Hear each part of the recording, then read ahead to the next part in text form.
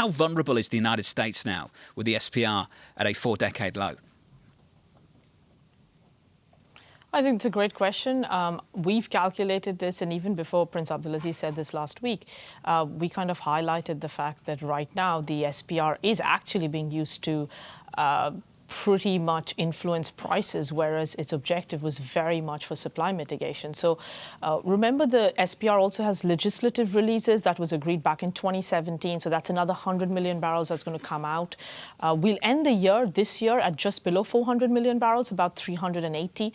Deduct another 100 from the legislative releases over the next 3 years. It doesn't leave the administration with much more than 60 million barrels, we believe, that they could do without running into issues with the IEA's at least requirement to have at least 90 days of net import cover. Now, of course, you can continue to run it down below that number, but I will say this again and again, that this is a time of energy security, and running down SPRs to influence prices is probably not the most prudent strategy. Do you think it leaves America even more exposed to the whims of OPEC next year?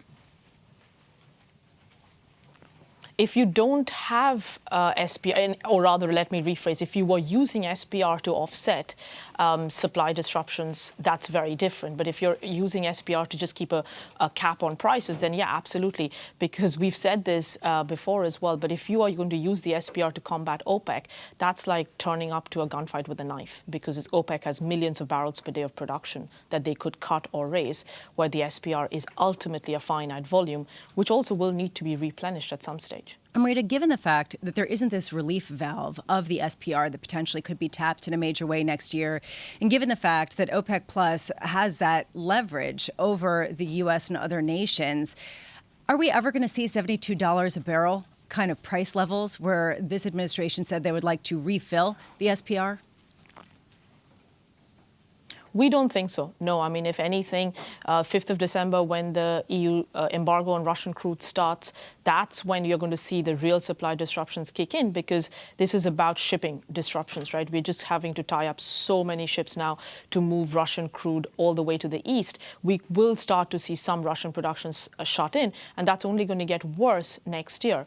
So we just do not see how we get down to the 70s unless and until the economy really collapses and China doesn't actually start to get better, which we expect should start to happen from April next year. Amrita, based on some of the supply disruptions that you're expecting heading into the winter, and we are getting signs that, it has been mild so far, but the UK, there are just reports that they could see a colder winter than usual. Where could you see oil prices going, and how does that translate to gasoline prices at this highly political moment? I mean, look, we are expecting prices to go towards $100 into the year end, and really trade into the 110s and 120s for most of next year. And the biggest upside, like you mentioned, is the winter. Of course, weather is always going to be erratic, and nobody can really predict weather. But even otherwise, stocks are just very, very low. Now, you do ask about gasoline. It's a fair question. Gasoline prices in the U.S. have continued to rise because there's so many refineries that are still down. And let's not forget the French strikes that are still ongoing.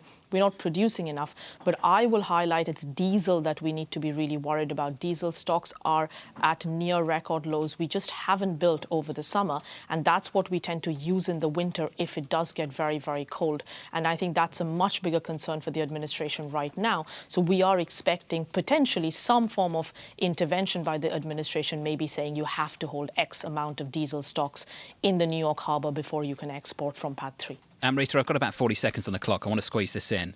We've been talking about this now for the best part of, 8 months? Call it 9 months, close to. Amrita, have you seen any effort, either from Europe or the United States, to build out refining capacity in a material way? No, quite the opposite. And it's a great question because, if anything, Europe is talking about windfall taxes on refining. And this is going to be the biggest bottleneck. Next year, we have a few Middle Eastern refineries starting up. But after that, after 2025, we just don't have enough refining capacity to meet oil demand.